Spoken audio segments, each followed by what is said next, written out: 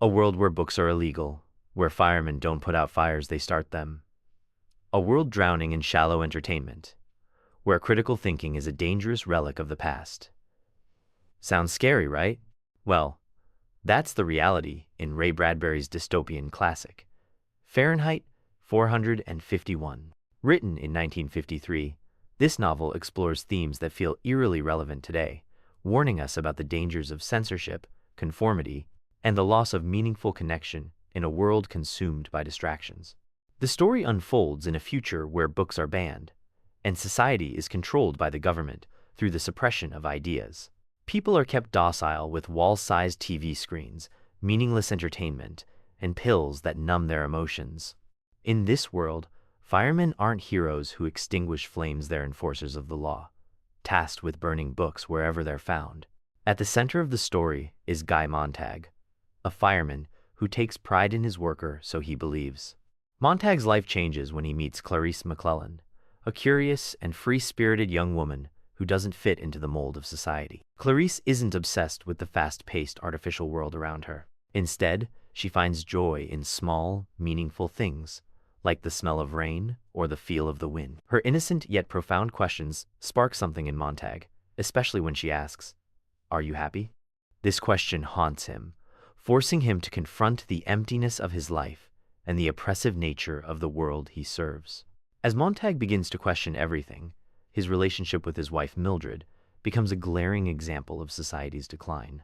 Mildred is addicted to her parlor walls, giant TV screens that dominate their home. She spends her days immersed in scripted dramas and popping pills to keep herself numb. Their relationship is cold and distant, highlighting the emotional void created by a society obsessed with superficiality. Montag realizes he's been living a lie, and his growing dissatisfaction pushes him to take a dangerous step. He steals a book during a routine burning. This small act of rebellion sets Montag on a path of self-discovery and danger. He starts to read the forbidden books he's hidden, desperate to understand why they're considered so dangerous. He begins to see the truth that books hold the wisdom and humanity that his society has lost. Montag's awakening is further fueled by tragedy when Clarice disappears, presumed dead. Her absence is a devastating loss, but it strengthens Montag's resolve to break free from the oppressive system. Montag seeks out Faber, a retired English professor who becomes his mentor. Faber represents the remnants of intellectual resistance in a world that has all but forgotten the power of knowledge.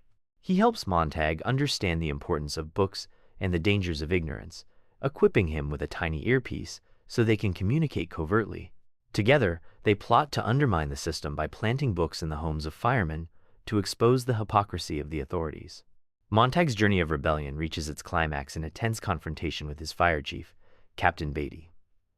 Beatty is a complex character, a man who knows the value of books but has chosen to enforce their destruction. He uses his knowledge to manipulate Montag, trying to pull him back into the fold. Their conflict comes to a head when Beatty discovers Montag's secret stash of books and forces him to burn his own home. In a shocking act of defiance, Montag turns the flamethrower on Beatty, killing him and sealing his fate as a fugitive. On the run, Montag flees the city, leaving behind the oppressive world he's always known. His journey leads him to a group of intellectuals living on the fringes of society. These individuals, led by a man named Granger, have dedicated themselves to preserving knowledge by memorizing books.